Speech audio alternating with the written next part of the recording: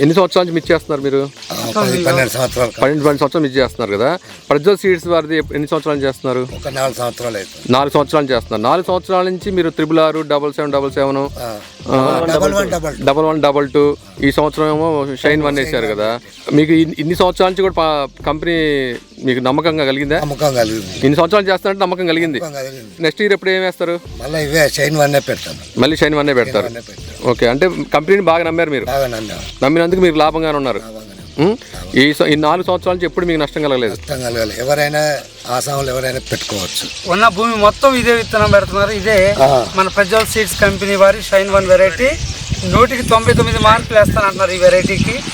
అంత బాగా నచ్చింది. ఇక్కడ ఎన్నో తెగుళ్ళను తట్టుకొని నిలబడి అసలు ఇలాంటి చిక్కటి కాపు మీరు ఎప్పుడైనా చూసారా సార్? ఎక్కడ చూడలేదు. ఇంత బాగా చిక్కటి కాపు ఇంత క్రాప్ ఎక్కడ చూడలేదు. చూడండి సార్, ఎక్కడ పట్టుకున్న గుత్తులు అన్నది. ఎందుకంటే ఒక 10 మంది పెట్టింది కానీ వేరే విత్తనాలు పెట్టింది కానీ ఇలాగైతే లేదు. అసలు ఎక్కడ చూసినా ఇదే పని, గుత్తులు అంటే. వారు మొన్న 5 క్వింటాలు వేసుకపోయినా 16,100 రూపాయలు పడ్డది. 16,000 కనబడింది. మంచిగానే రేటు కూడా ఒక తేజాల కంటే ఒక 1000-1500 తేడా దానికి దీనికి. ఇది ఎకరానికి ఒక 90 80 కటింగ్ చేస్తారు. ఇంత చిక్కటి కాపు చూసినాక వచ్చే సంవత్సరం ఉన్న 4 ఎకరాలు కూడా ఇదే విత్తనం పెడదామని ఆలోచన ఉంది సార్. ఓకే, ఇందులో ఏమేమి మిస్టేక్లు జరిగినాయి చెప్పండి. ఇంకా ఇది ఏంటంటే అప్పుడు తోట నాటడం వలన అప్పుడు ఏంటంటే వర్షాలు బాగా ఎక్కువ అయ్యేసరికి తడి దుక్కి అయ్యేసరికి చెట్టు బాగా ఏపలేదు సార్, ఎదగలేదు. కానీ ఉన్న వరకు అయితే పర్వాలేదు సార్. ఇప్పటి వరకు అయితే ఉన్న వరకు ఆకులు ఎన్ని ఉన్నాయో కాయలు ఎన్ని ఉన్నాయి.